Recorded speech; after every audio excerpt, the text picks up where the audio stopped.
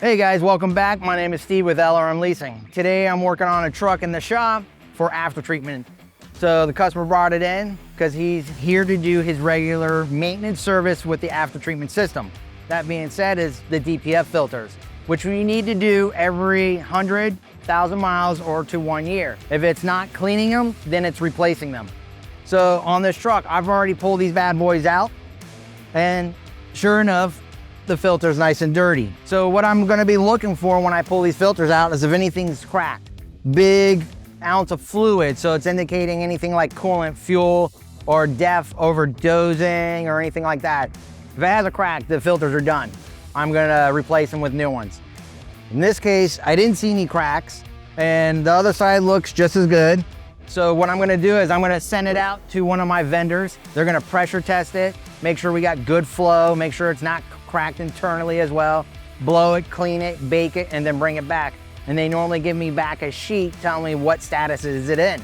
So usually green means it's still good, yellow means it's partially halfway through its life, and then red is bad.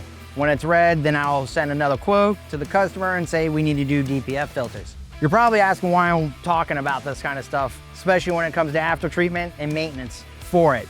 If it's unattended and you're like, oh my goodness, I've had no issues with after treatment because this is what the customers tell me, and they haven't pulled out the filters to clean them or replace them, the problem that you're gonna create is back pressure and then cause even more issues to the one box, which the one box is not easy to clean, especially when it's in the lower part of the tube area. These one boxes go anywhere by itself, $8 grand. And if you look for a used one, you're looking about $5 to $6 grand. And you're not knowing what you're gonna get out of them either.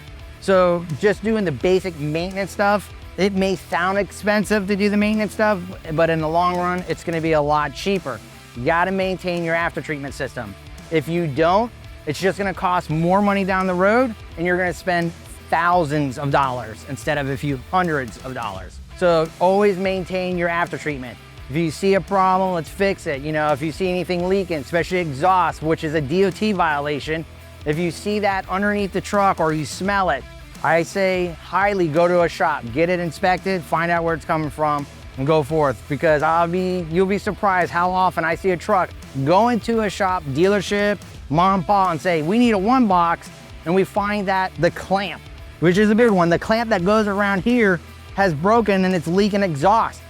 I replace it, and guess what? Everything looks good, nothing wrong with the one box. There's people out there that just don't know much about the system, and they like to jump to a bigger problem like the one box and spend thousands of dollars.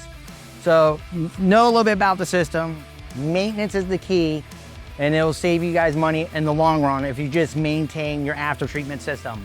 All right, and that includes exhaust, your DEF, anything electrical, and air, believe it or not. So that's what I have going on with this truck here. If you guys have any questions, any concerns about what we talked about, leave a comment at the bottom. If you like what you saw today, don't forget to pound that like button. And also, don't forget to subscribe. Want to get more content your way. See you guys in the next video.